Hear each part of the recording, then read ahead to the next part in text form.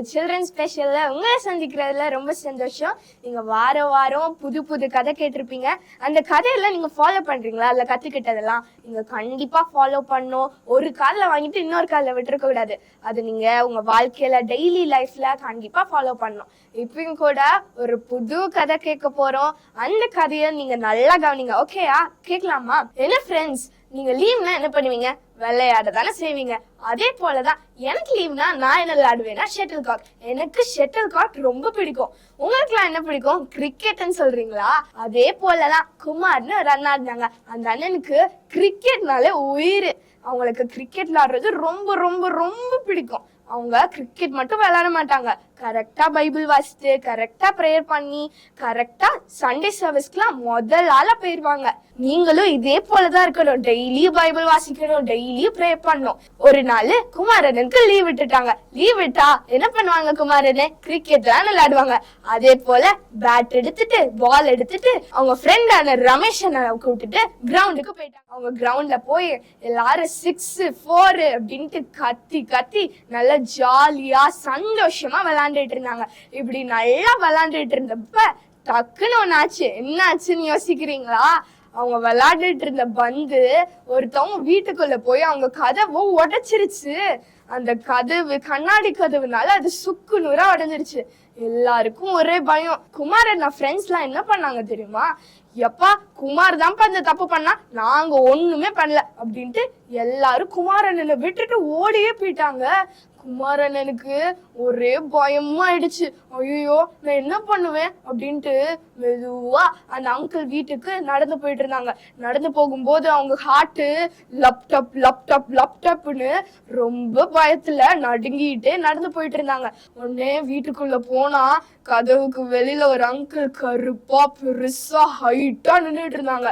உடனே அந்த குமாரனே போய், அங்கிள் அங்கிள் எங்களை மன்னிச்சிருங்க அங்கிள், நாங்க வேணுக்குனே உங்க கதவை உடைக்கல, கிரிக்கெட் விளையாண்டுட்டு இருந்தோமா, பால் வந்து விழுந்துருச்சு அங்கிள், எங்களை மன்னிச்சிருங்க அங்கிள், நாங்க இனிமேல் இப்படி பண்ண மாட்டோம் அங்கிள், நாங்க கவனமா விளையாடுவோம், ப்ளீஸ் அங்கிள், சாரி அங்கிள், நான் இது கூட பணத்தெல்லாம் எங்க அப்பாட்ட சொல்லி நாங்க செட்டில் பண்ணிடுறேன் அங்கிள், என்னை மன்னிச்சிருங்க அங்கிள் அப்படின்ட்டு சொன்னாங்க. உடனே அந்த அங்கிள் என்ன சொன்னாங்க தெரியுமா? தம்பி நீங்க எல்லாரும் விளையாண்டீங்க, ஆனா எப்படி தம்பி நீ மட்டும் இப்படி வந்து என்கிட்ட சாரி எல்லாம் கேக்குற?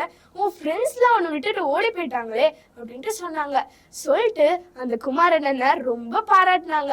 உடனே அந்த அங்கிள் என்ன பண்ணாங்க தெரியுமா? தம்பி ஒரு நிமிஷம் நிக்கிறியா அப்படின்ட்டு அங்கிள் உள்ள போய் ஒரு பெரிய டைரி மில்க் சாக்லேட் எடுத்துட்டு வந்து குமாரண்ணா கையில கொடுத்தாங்க. குமாரண்ணனுக்கு ரொம்ப சந்தோஷம். ஏன் தெரியுமா? டைரி மில்க் தான் குமாரண்ணனோட ஃபேவரட் சாக்லேட்.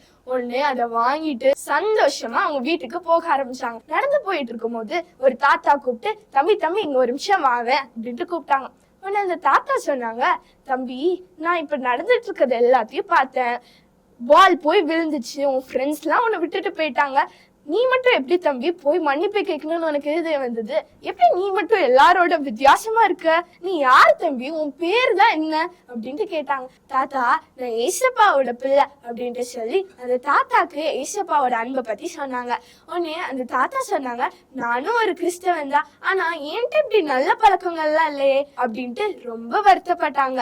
பாத்தீங்களா தம்பி தங்கச்சி, இதே போலதான் நம்மளும் ஏதாவது தப்பு செஞ்சுட்டோம்னா நம்ம அந்த தப்பை ஒத்துக்கிட்டு நம்ம போய் மன்னிப்பு கேட்டுறணும். நம்ம எல்லாருக்கும் ஒரு எக்ஸாம்பிளா, ஒரு எடுத்துக்காட்டா நம்ம வாழணும். இந்த கதை உங்களுக்கு பிடிச்சிருந்ததா? நீங்களும் மித்தவங்களுக்கு ஒரு எக்ஸாம்பிளா இருக்கணும். ஓகேவா? இப்போ ஒரு வசனம் கத்துக்கலாமா? மனுஷர் உங்கள் நற்கிரியைகளை கண்டு பரலோகத்தில் இருக்கிற உங்கள் பிதாவை மகிமைப்படுத்தும்படி உங்கள் வெளிச்சம் அவர்கள் முன்பாக பிரகாசிக்க கடவது. மத்தேயு 5:16. என்ன ஃப்ரெண்ட்ஸ், இப்போ ஒரு பாட்டு கத்துக்கலாமா?